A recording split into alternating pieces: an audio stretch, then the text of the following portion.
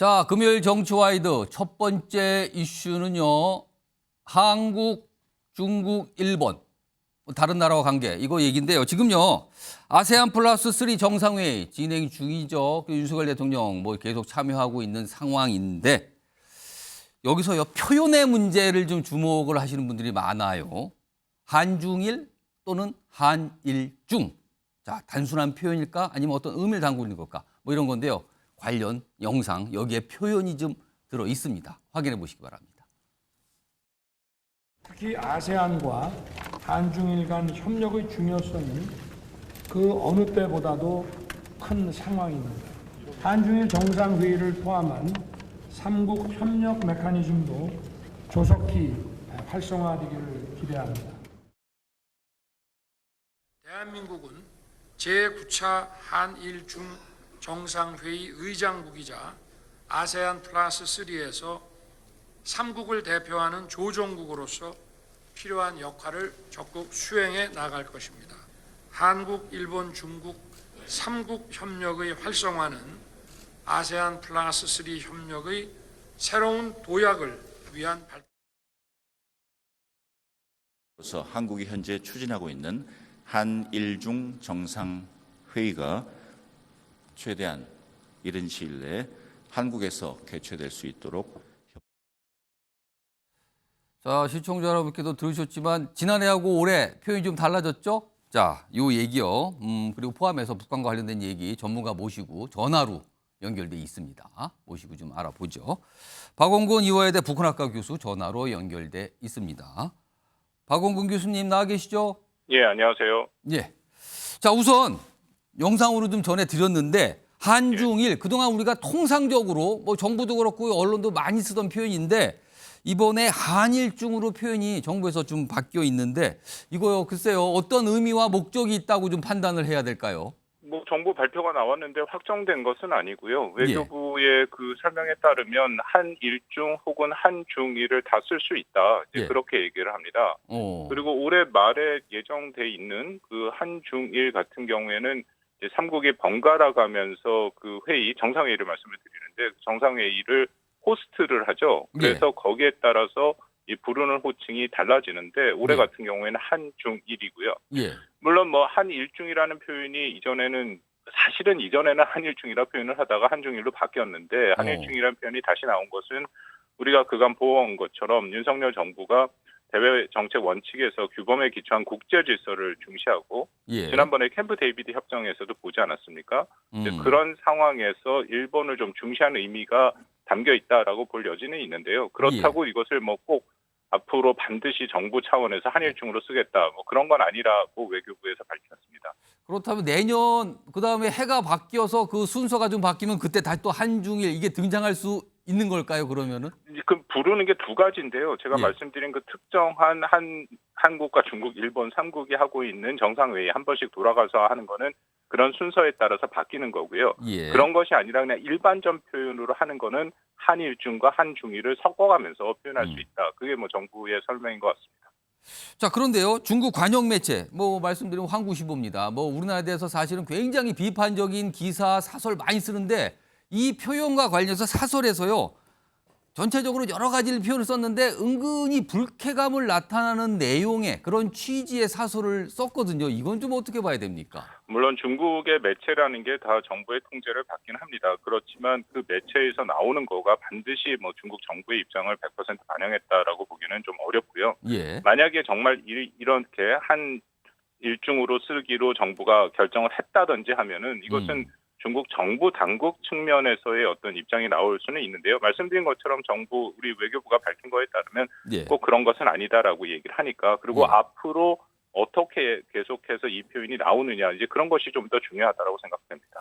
자, 일단 표현 문제는 그렇게 설명을 좀 해주셨는데 사실은 이번에 아세안 플러스 3 정상회의 그리고요 한중 회담도 열렸는데 중국의 리창 총리와 윤석열 대통령이 만났거든요. 이 자리에서 윤석열 대통령이 몇 가지 강조했는데 특히 북핵 문제와 관련해서 유엔 안보리 상임 이사국으로서의 책임을 다해달라. 리창 총리에게 이렇게 얘기를 했거든요. 그래서 이거에 대해서 여러 가지 반응들이 있는데 할 말을 했다는 평가가 좀 나오고 있거든요. 이건 좀 어떻게 판단하십니까? 그 표현은 중국과 1대1에서 그 얘기를 한 부분이라기보다는 어쨌든 예. 전체에서 원칙 차원의 얘기를 한 건데요. 현재 안보리가 상임이사국의 안보리 상임이사국이죠. 안보리 상임이사국 결국 중국과 러시아를 얘기하는데 예. 북한 문제에 한정돼서 얘기하면 일종의 중국과 러시아가 자기 모순에 빠져 있는 것은 맞습니다. 예를 들어서 2019년 12월에 중국과 러시아도 동의해서 통과된 유엔 결의안 2397이라는 게 있는데요. 예. 이 2397에는 북한이 대륙간 탄도미사일이나 핵실험을 하면 자동으로 추가 제재를 부여하는 그런 조항이 있습니다. 그래서 작년 3월 24일에 북한이 공식적으로 그들이 말하는 화성 17이라는 그 대륙간 탄도미사일을 쐈는데 그래서 거기에 추가 제재를 부여하기 위해서 유엔 안보리가 소집이 됐습니다만 거기에 중국과 러시아가 거부권을 행사해서 이 통과가 안 됐거든요. 그러니까 이런 상황이 오기 때문에 이것은 중국과 러시아도 다 동의를 한 것이 계속해서 이어지지 않으니까 거기에 문제를 제기한 것이고 우리 유엔 제재가 있습니다만 제재 자체가 목표가 아니라 예. 제재를 부과함으로써 북한을 비핵화 협상장에 복귀토록 하고 최종적으로 비핵화를 달성하기 위한 수단. 이것은 어떻게 보면 외교적인 수단입니다. 만약 예. 이게 포기가 된다면 남은 것은 군사적인 수단밖에 없거든요. 그렇다면 중국과 러시아도 여기에 대해서는 최소한 자신들이 동의한 결의안에 대해서는 이것을 이행하는 것이 중요하겠죠. 자, 사실 최근 북한과 관련해서 블라디보스토크에서 푸틴 그리고 김정은 회담을 할 수 있다. 이게 이제 미국 언론을 통해서 나왔거든요. 그래서 주목을 받고 있는데 요즘 정말로 북한이 중국보다는 러시아와 가까워지려는 듯하다. 이렇게 좀 이해해야 됩니까? 아니면 어떤 다른 판단을 좀 하고 계십니까? 아니 그런 모습은 분명히 보이긴 합니다. 왜냐하면 그 모습을 볼 수 있는 게 지난 7월 27일 이제 북한이 흔히 자신들이 말하는 전승절, 이건 정전협정을 그렇게 얘기하는데 그때 그 중국과 러시아 대표단이 오지 않았습니까? 예. 근데 그 기간을 보면 중국과 러시아 대표단을 대하는 북한의 태도가 너무 차이가 나더라고요. 그러니까 예를 들어서 중국 같은 경우에는 시진핑 주석의 친서를 갖고 왔는데 연회장 복도에서 그 친서를 받거든요. 복도에서? 보통 친서라는 것은 당연히 일대 면담이나 그런 공식적인 상황에서 받아야 되는데 왜냐하면 똑같이 그 당시에 세르게이 쇼이구 러시아 그 국방장관이 와서 그때도 그 국방장관이 푸틴의 친서를 갖고 왔는데 그것은 아예 제대로 된 형식을 갖춰서 받았어요. 이제 그런 모습들을 보면은 이게 우리가 자세한 내막까지는 알지 못하겠습니다만 중국과 러시아를 대하는 북한의 태도에서 약간의 차이는 읽힌다.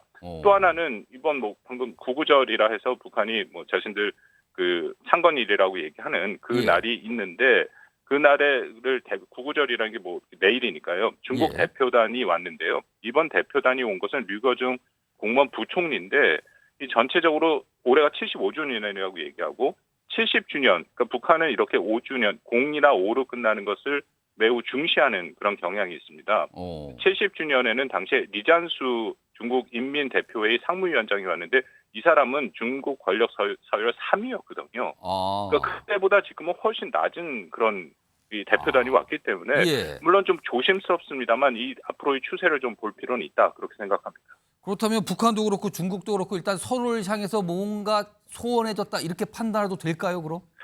그거는 좀 추세를 봐야 되는데 여기서 가장 핵심은 중국이 이미 잘 알려진 것처럼 중국 내부 사정, 경제 사정이 워낙 안 좋으니까 이런 상황에서 한국이나 미국과 일본을 전선을 확대해서 아주 심각한 그런 어떤 이 대치 상황으로 가고 싶은 생각이 없는 것이죠.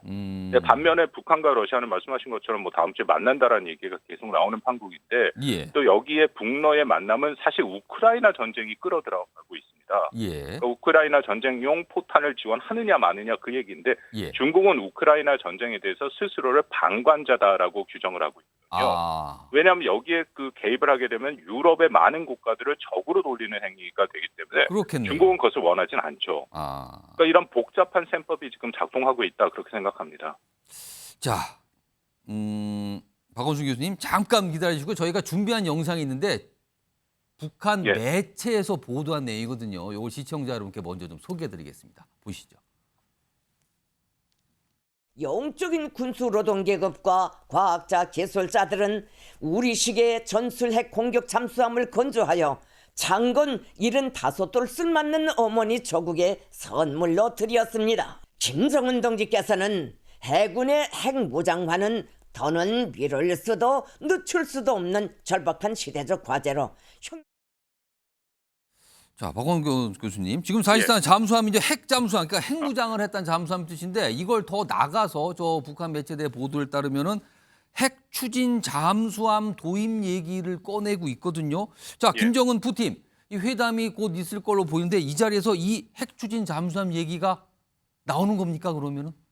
일단 북한이 2021년 8차 당대회 매우 중요한 회의에서 자신들의 국방 발전 계획을 얘기하면서 5대 핵 전략 무기를 개발하겠다 하면서 핵 추진 잠수함 얘기를 했습니다. 예. 근데 그 핵 추진 잠수함이라는 것은 우리도 못 갖고 있고 굉장히 높은 기술력이 필요하고 어려운 거거든요. 그렇습니다. 북한이 그렇게 비록 얘기를 했습니다만 그것을 스스로 개발하기는 매우 어려운 부분이 있다. 그래서 오늘 뭐 계속 나온 북한이 보여준 것은 핵 추진 잠수함이 아니라 기존에 있는 잠수함을 개량을 해서 핵 미사일을 발사할 수 있는 핵 잠수함을 이제 공개를 했다라고 이제 북한 측 발표를 믿으면 그렇게 되는 거거든요.